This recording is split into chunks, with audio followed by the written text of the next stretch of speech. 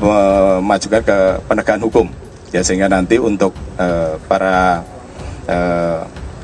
yang beronar di sana istilahnya melanggar hukum tentunya yang mengganggu masyarakat, ya akan kita tangkap kemudian kita serahkan pada Polri, karena memang di sana operasinya operasi penegakan hukum. Dan rombongan Den Goliat Tabuni bahwa daerah konflik kasih kosongkan. Dalam kotak tembak tersebut mereka memanfaatkan masyarakat dan juga anak-anak untuk menyerbu mereka dari tembakan, kemudian dari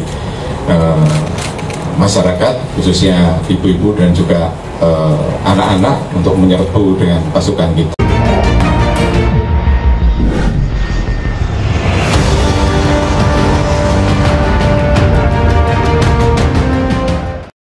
Panglima TNI terjun langsung ke Papua usai kontak tembak dengan KKB. Pasukan dilengkapi alutsista dikerahkan.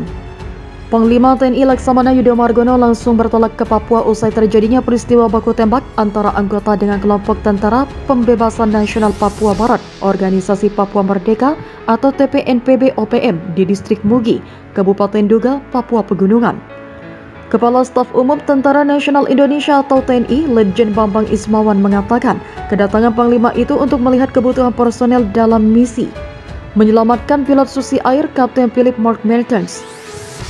Pak Panglima TNI dengan KSAD, Pangkostrat, beberapa asisten akan melihat kondisi langsung di lapangan itu seperti apa, kata Letjen Bambang di lapangan Monas, Jakarta Pusat. Kendati demikian, Letjen Bambang sampai saat ini masih belum dapat merinci terkait jumlah personel yang akan diterjunkan dalam rangka penebalan. Tambahannya, berapa itu kan dilihat kebutuhan di lapangan, bukan yang maksimal seperti itu, tidak. Sesuai kebutuhan di lapangan saja, jelas Letjen Bambang. Nantinya pasukan tersebut dibekali dengan sejumlah alutsista untuk kebutuhan operasi. Kita lihat situasi di lapangan atau kebutuhan, mungkin alutsista apa, helikopter atau segala macam itu melihat kebutuhan. Nanti kita kabari berikutnya kalau ada perkembangan, mohon doanya ya, pungkasnya. KKB melakukan menyerang prajurit dari Satuan Tugas atau Satgas Batalion Infanteri Yonif Rider 321 Garinggalo Taruna yang sedang bertugas di Distrik Mugi. Penyerangan itu membuat Pratu Miftahul Arifin gugur.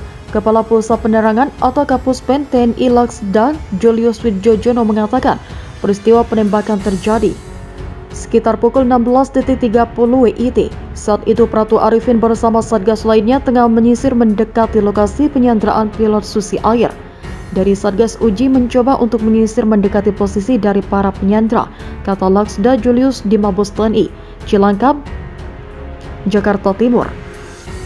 Namun saat anggota melakukan penyisiran terjadi serangan lanjutan dari KKB terhadap Satgas Yonif Rider 321.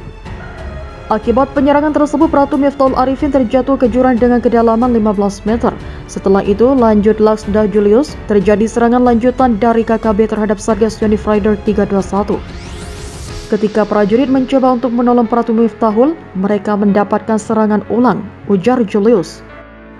Panglima TNI tingkatkan status siaga tempur di Pusat Operasi KKB Papua. Panglima TNI Laksamana Yudo Margono menyatakan status Papua ditingkatkan menjadi siaga tempur khusus di wilayah operasi kelompok kriminal bersenjata atau KKB. Dengan kondisi seperti ini, khususnya di wilayah tertentu kita ubah menjadi operasi siaga tempur, kata Yudo dalam keterangannya kepada wartawan di lapangan udara Timika, Papua, Selasa 18 April 2023. Yudo mengatakan bahwa peningkatan status ini dilakukan untuk mengaktifkan naluri tempur para prajurit TNI. Kami tingkatkan siaga tempur sehingga naluri tempurnya terbangun, ucapnya. Ia menjelaskan rencana awal TNI soal misi penyelamatan pilot Susi Air, Kapten Philip Mark Mertens di Duga, Papua adalah dengan menerapkan pendekatan lunak, seperti membangun komunikasi bersama warga setempat maupun operasi teritorial. Namun dengan jatuhnya korban jiwa yang disebabkan KKB, Yudo dengan tegas mengambil keputusan tersebut. Harapan kami seperti itu, tapi ternyata belum sampai ke sana sudah dihadang dan ditembaki seperti itu, tuturnya. Kendati telah menaikkan status, Yudo menyebut bahwa pihaknya tidak akan menambah jumlah pasukan serta alutsista. Pasukan yang ada adalah pasukan rotasi dari pasukan yang ada, ujarnya. penjelasan peningkatan status. Sementara itu, Kepala Pusat Penerangan atau Kapuspen TNI Laksda TNI Julius Widjojono menjelaskan bahwa perintah dari Yudo merupakan buntut dari ulah KKB yang semakin agresif hingga menimbulkan korban jiwa. Hal ini dilakukan mengingat agresivitas KST atau kelompok separatis teroris makin tidak terkendali. Testimoni perilaku KST disampaikan langsung prajurit yang selamat. Setiap individu yang mampu berada di sisi prajurit tersebut mungkin akan lebih paham, ungkap Julius kepada wartawan, Rabu 19 April 2023. Selain agresif, KKB juga turut melibatkan ibu-ibu dan anak-anak untuk digunakan sebagai tameng saat melucuti senjata anggota TNI.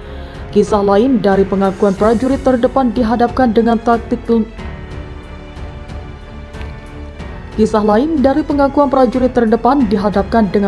tempur mereka dengan menggunakan ibu-ibu dan anak-anak untuk tameng dan merebut senjata TNI, sambungnya.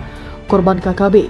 Sebelumnya, 36 prajurit satuan tugas dikerahkan dalam upaya misi penyelamatan pilot susi air Kapten Philip Mertens di Nduga, Papua Pegunungan pada Sabtu 15 April 2023 pukul 16.30 WIT. Dari 36 prajurit, satu di antaranya yang bernama Pratu Miftahul Arifin gugur usai ditembak oleh KKB hingga jatuh ke jurang sedalam 15 meter. Kemudian ada 4 prajurit yang turut menjadi korban dari serangan KKB dengan mengalami luka tembak serta luka lainnya karena terjatuh saat menyelamatkan diri. Selain korban jiwa dan luka-luka, ada 4 prajurit TNI lainnya yang dinyatakan hilang dan masih dalam proses pencarian.